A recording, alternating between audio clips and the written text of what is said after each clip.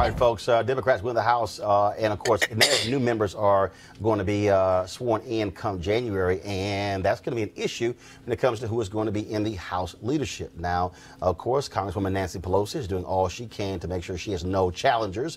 She is trying to knock them out of the box as quickly as she can. No one thus far has announced they're going to run against her, even though several people have announced they're not going to vote for her. The question then becomes, are you going to see Congressional Black Caucus members in top position? All right, folks, back to our Roland Martin Unfiltered video in just one moment. You heard me talk about our friends at Transatlantic Real Estate, who've created a unique investment opportunity that combines legal marijuana and crowdfunding.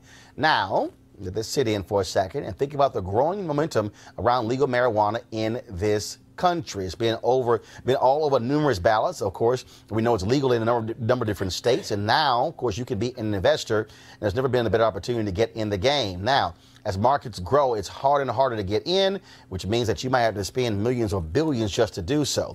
Well, this issue right here, though, makes it special. This unique opportunity. Transatlantic Real Estate, folks, what they're going to do for you is, what they're going to offer is a business model that's very easy to understand. They buy land that supports marijuana grow operations and lease it to licensed, high-paying tenants. So, let me say it again. You're investing in the landlord of a licensed marijuana farm, and the best part is they're using crowdfunding to make it easier for the average person to get in before they take the company public. So you can invest as little as $300 up to $10,000. Now listen, you must complete and confirm your application to participate in this opportunity. This essentially says don't just fill out half the ballot, you got to fill the whole thing out. And again, a lot of people have missed out because they rushed and didn't complete the process.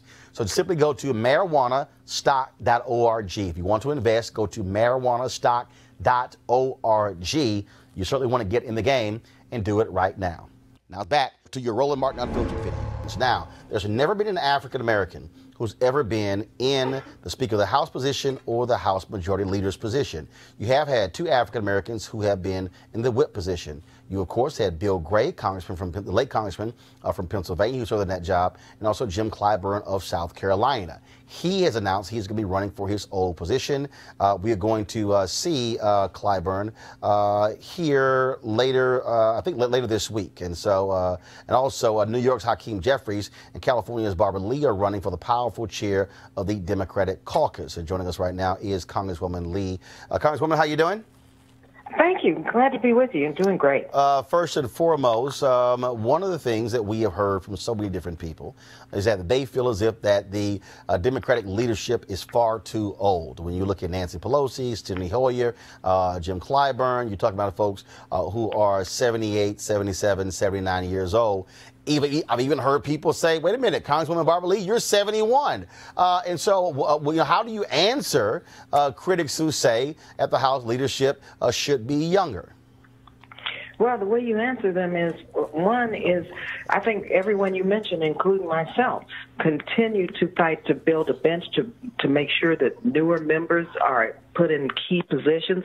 And we're working like crazy to elect much younger members to the Congressional Black Caucus and to the House body itself. I think this is about, in my case, about ideas, about what I've done in the past, my experience, and also about what I bring to the caucus. First of all, African-American women have never held a seat at the table. There's never been an African-American woman elected as one of the top 5 leaders in the House since the first Congress in 1789. Not one. A bit of history, Shirley Chisholm ran in, I believe it was 1977, against Tom Foley. She got close to 100 votes. They created an appointed position as secretary. And so, you know, we work hard. We play by the rules. African-American women have been the loyal constituents, the loyal voters of the Democratic Party, and we deserve a seat at the table. We're new. We have new ideas. We've never had this position before. And so, you know, we have to really understand that this is about the future. But we have to build upon the experience and the seniority and all of the ideas that many of us bring, while at the same time knowing that we're building that future leadership. And I certainly have been one who has done that throughout my entire political and public career. Obviously, the Congressional Black Caucus is the largest caucus on the House Democrat side. And so you announced for this position. Hakeem Jeffries of New York has also announced for it as well. And what demands are the CBC making? Because the reality is Democrats, they have depended upon black folks, those votes for a very long time. And so many say CBC should have more than one person in leadership. Absolutely. Those days are over where you say there should be only one African American in leadership. The Congressional Black Caucus, which I chaired for 2 years, really understands my platform, that I fight not only for my district, but for all of our constituents throughout the country when it comes to whatever appropriations that we're fighting for, whatever criminal justice legislation we're fighting for. The CBC is the conscience of the Congress, and the CBC is demanding a seat at the table, and the majority of CBC members are supporting me. Once again, as African-American women, and you know, Roland, how we have worked so hard to build this party and how we've been smart about our votes, we've been smart about our policy positions, our organizing, you know, and it's about time that black women have a chance to weigh in on the public policy agenda of this United States. But let's talk about this here issue. Congresswoman Nancy Pelosi has said that she's Speaker of the House. She is going to implement what is called a Rooney Rule when it comes to filling these House staffer positions. The bottom line is this here. As I said, Democrats have depended significantly on black people and their votes. When you look at these House leadership positions, they are very white, they are very male. We saw earlier this year, we were highly critical of what was happening in the United States Senate, forced Senator Chuck Schumer's hand to create a Rooney Rule on the Senate side as well. Are you going to demand that not only do Democrats have the Rooney Rule, but also that they track every single position and put the information out there as to where people could apply for those jobs? Are you only looking for folks on Capitol Hill? Are you looking for people who are working on state levels? Because to me, it makes no sense in the world to have these staff positions largely by white folks and male. And we know that's where these companies in D.C., these lobbying firms, these PR firms, and these strategists, where they all come from. So the cycle gets repeated over and over and over again. White folks work in these smaller positions. They get hired in senior positions. They go to corporate America. They hire the same white folks, and the thing happens as a wheel. Well, not only, and if you've been following what I've been doing since I've been in Congress with the Congressional Black Caucus, I co-chair the Diversity Task Force.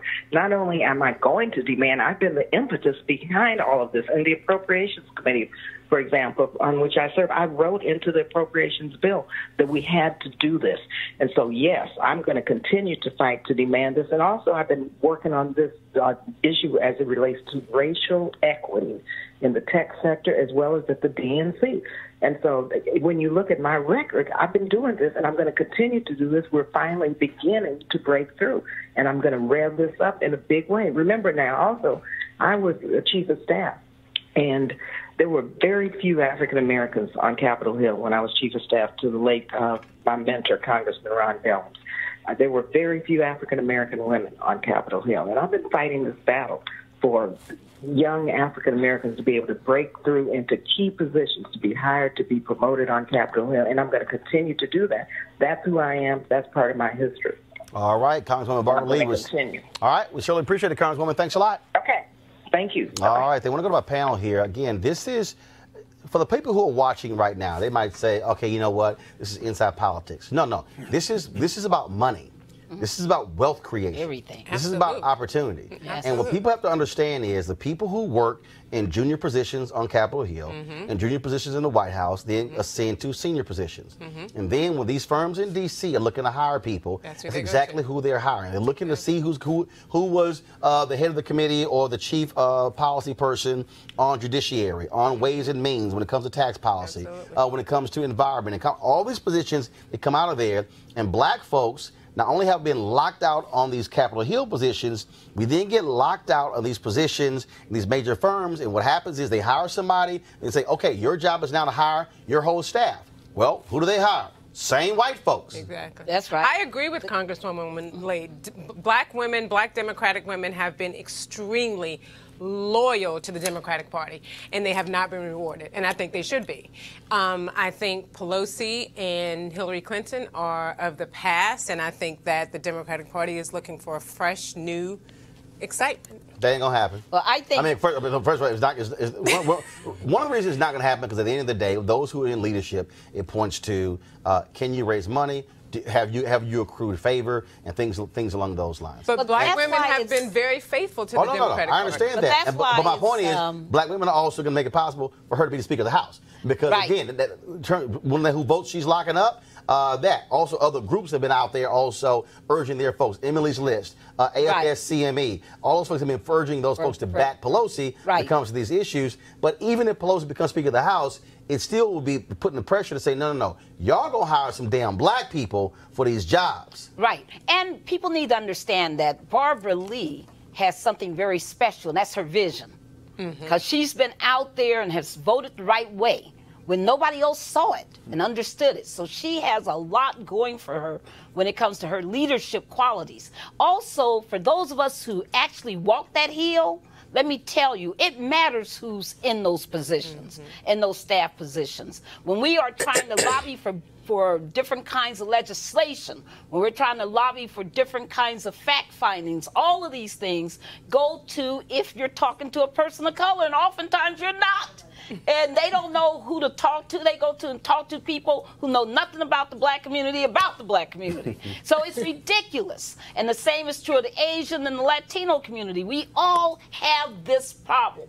So getting the diversity is not just about faces and opportunities afterwards. It affects the policies and the legislation that we see coming through Congress. Yeah. Well, I mean, that's the definition of the old boys network. Right. It's exactly really that. And so No. The old white boys. Old white boys. I'm gonna call it what it is. Okay. All right. No, that's right. Because ain't no Latino or black or Asian boys, Right. and damn sure not girls in that group. It's the old white boys. No, network. that is very true. And Democrats, I think, need to decide whether they're going to learn the lesson of this midterm election. Who turned out was in record numbers was minorities. To your point, black women are the backbone of the Democratic Party. We're looking. I've been traveling all over the country during the midterms. People are looking for something fresh, something new, something that represents who we are as a party. And Democrats have about 2 years to get it right before the next election. And let's see what happens. Let's see what happens.